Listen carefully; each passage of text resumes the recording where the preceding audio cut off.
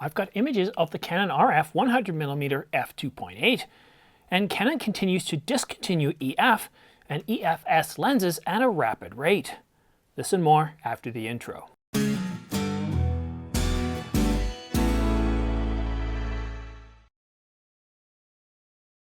Thanks for tuning in to The Ordinary Filmmaker. Subscribe to get notification of new videos like this one so you don't miss any news, rumors, gear reviews, or tutorials. And a big thanks to Atomos for sponsoring The Ordinary Filmmaker. I'm using the Ninja 5 external recorder for all my studio work as it saves me a ton of time in post.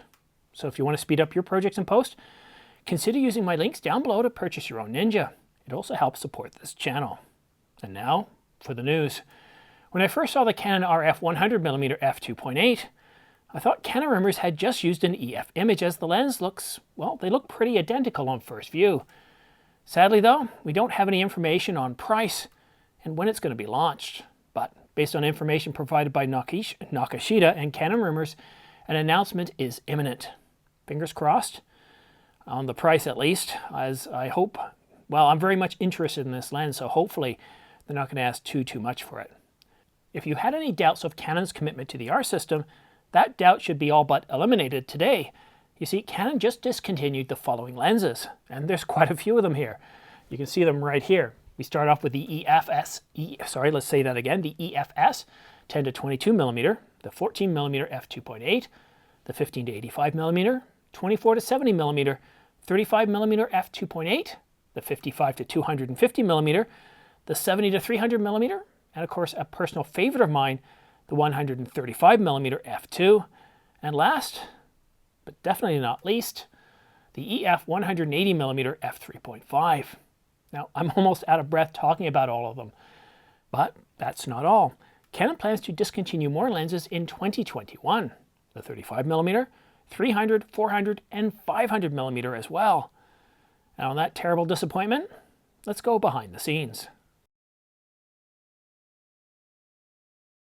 So it's Thursday, it's beautiful here today in Canada, in Ontario. It's actually 75 degrees Fahrenheit or about 24 degrees Celsius.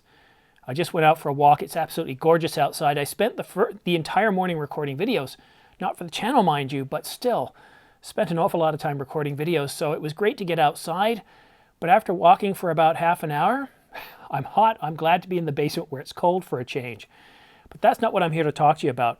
What I want to talk to you about is the Spring Challenge closes tomorrow morning at 9 a.m. Eastern Daylight Time. So if you haven't voted yet, go ahead and look at the entries. They're absolutely terrific. You can see this link. It's probably right about here somewhere. Go ahead and check out that link. You can see the different videos and vote on which one you think is best. But right now, if I was to do a prediction, it looks like One Shot has a nice, comfortable lead with, I should have written the names down. Dominic. Dominic is in a close second, so we'll just have to wait and see. What's going to happen tomorrow is I'll take a screenshot right at 9 o'clock, but I won't announce the winner right away. What I plan to do is put together a video and do an announcement in the video, so that will take me a few hours to do. So hopefully within 3 hours of 9 o'clock, I'll have a video out. And I also want to reach out to the sponsor, Angelbird, and let them know about the winner, and also Creator Stack, who can send out the hats for each of the entries that are in the voting right now. So that's really, really exciting. I'm really happy about that. And that pretty much sums things up. Now, the one thing, because I've been absolutely so busy, and I've been on vacation, but you know what, there's been an awful lot to do. This is really the first day I actually had a chance to sort of relax, and I've been very busy today as well. I haven't even looked at the questions for the AMA video, which I've got to record tomorrow. So I'm not sure. Maybe I'll record it right early in the morning at 9 o'clock, 8 o'clock, get it right out of the way. So I'm looking forward to getting that video done, seeing what questions we have. I know I've got at least 2 questions that I grabbed from last week, but I think there's about 9 there. So we'll see. I'm going to narrow them down to about 6 this week because I just don't have the time. But we also have a contributor. Somebody else has decided to answer one of the questions, so that's coming up Saturday morning, so we'll have that to look forward to. But yeah, it looks like this is going to be a very interesting time in the camera world. We're going to get announcements from Canon by the end of this month. We'll probably get a body announcement, if not at the end of this month, sometime in May.